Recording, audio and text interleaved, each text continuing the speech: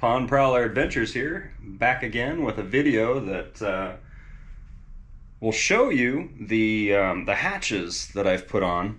These there's 4 of them, and they offer a copious amount of storage on this boat and the pontoons.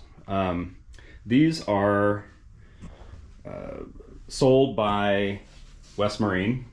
You can get them anywhere, but these are the 4-inch size, which is just this part right here.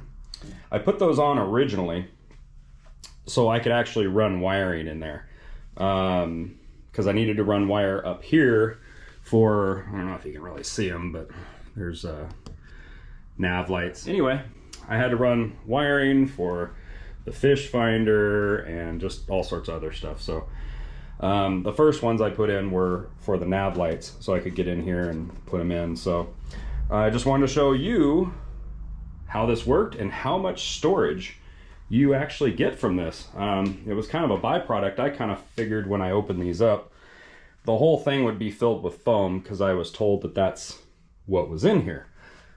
But that's not what's in the entire pontoon. The foam only goes to about, right about here. I just took the cleat off, cut a hole with a, I don't remember what I think, a hole saw, an actual hole saw that was the exact size, with the teeth on it.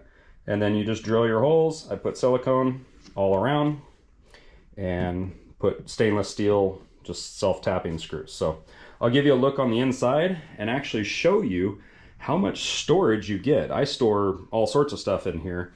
That's just stuff that stays on the boat that you don't use very often. I store my washout hoses up there.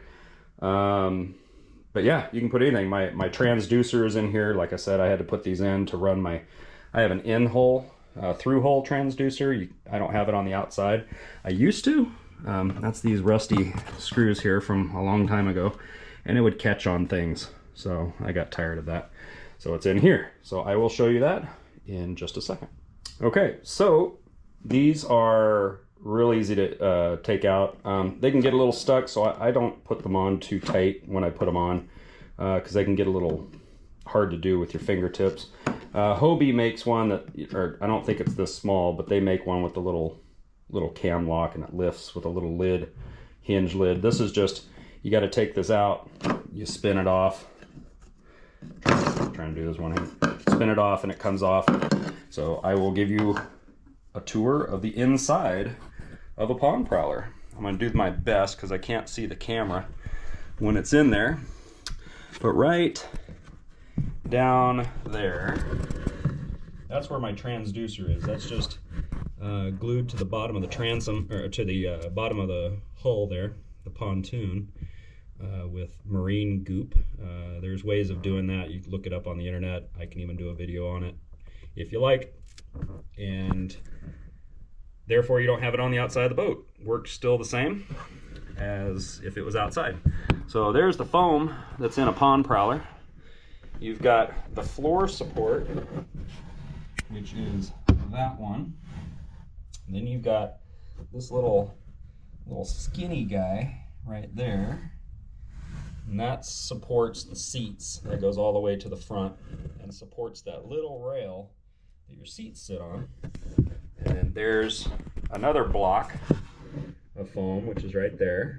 And that's just below the gunnels, where the cup holders and the little trays are. So it supports that. You can push these foam blocks forward and give you even more space, which actually that one that's right there, that's underneath the floor, that supports the floor right here, that one I pushed all the way forward because I'm never back here. This is where that little curve is right here. So I'm never back here, so I don't need any support. So this whole thing ends up being storage.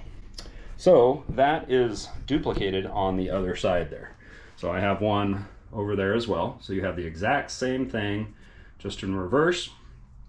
That one's empty over there. There's the transducer wire is running over there to go up to my fish finder, but that's empty for now. I'll show you what the inside of this transom looks like, the wood that's in there.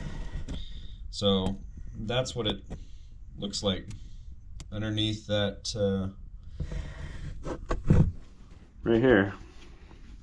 So as you can see, the wood does this and then it goes down, and that'll hopefully show the gap that's right here, but we shall see. So should be a gap. I don't know if you can see it, but yeah, there's what the bottom of the transom looks like. That's what it's filled with, and the wood that's behind the handle there.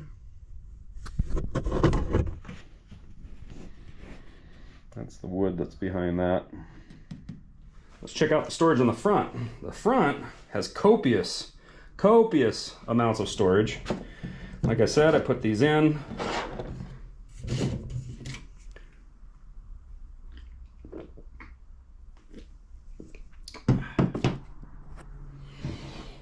Alright, so I put my washout hose, because I go out in the ocean. I don't do really any fresh water.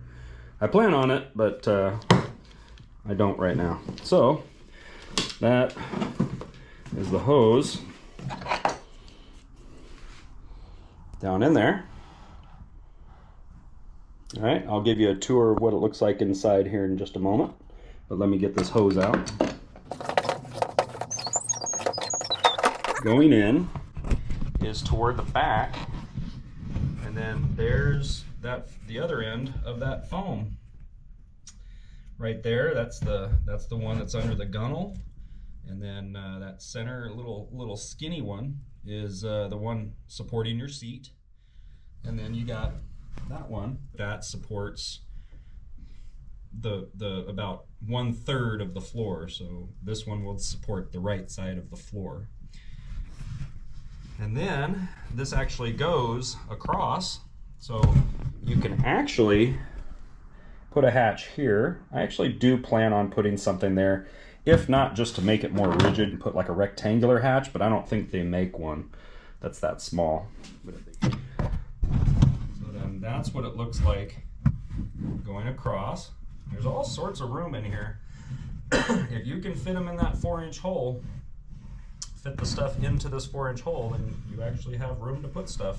So that's the storage that you get on that. And then over here I use the lid to mount my GoPro to face backwards when I'm doing stuff, and it also in this side holds my anchor line. So I used the old wire hole that is for your trolling motor. I put my battery up front with this strap, and then it just directly plugs in to my trolling motor with these Thompson plugs. But I got rid of that, and that's where I just store my anchor line, and it's connected down in there, like with a little T. So when it gets to the end of the rope, it hits this hole and it won't go any further, and it's just holding my boat. So that's enough, strength. So anyway, I used a floor flange and stainless steel bolts, or stainless steel nut. So I'm able to just, grab this and then spin it, and then it's attached to the lid, and that unscrews the lid for me. So, but anyway, so that shows you what is down in there. What these also do is they offer a way to sop out the hull. You lean it, you tilt it forward, all the water sits right there. If you want to tilt it back, it all goes to the back. And then you take a sponge and you can soak up any water that gets in there instead of trying to drain it. If you take on copious amounts of water, I just use a shop vac, a wet dry shop vac. Ouch. And then I put the shop vac in there and suck the water out. It's the fastest way. And let's see, the sponge might be in here. Yep, there it is. So I keep this sponge in here Whoop. Keep that sponge in there, and for, you know, light amounts of water that get in there, this really does the trick. It's a masonry sponge it used for tile, so it's really absorbent. That's half of one. I have the other half here, so yeah, you can put one up front and put one in the back. So anyhow, that just goes in there and just stays in there. I guess I could put that one in there too. So that just helps for wiping it out, getting some of the moisture that gets in there, because, you know, I have tons of holes all over the place from, well, there's a hole under there too, and boy, when the waves get really high, it goes in that hole. Yep, there it is. That little guy. These were holes that I was experimenting with navigation lights, and just like, screw it, I'll just drill a hole. But you can see there's wood. The wood stops right about there, so that's why I drilled it right there. So anyway, that is what the inside of a pond prowler looks like. So I guess it's kind of interesting. Wasn't my original intent of the video, but you know, that's what's inside. And that's it. Appreciate you watching. Like, subscribe, all that stuff. And stay tuned for lots more stuff. I mean, there's so many things I've done on this thing that I'm going to make individual videos on. And there's so much more I'm going to do. And man, I'd love to get some suggestions from all of you guys. Like, hey, you should do this, you should do that. Or, go look at my channel, see what I did on this.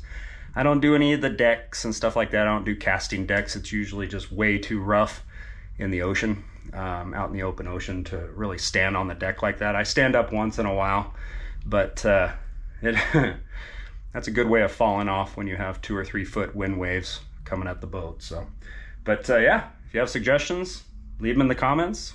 Questions, leave them in the comments. And I'll see you on the next one.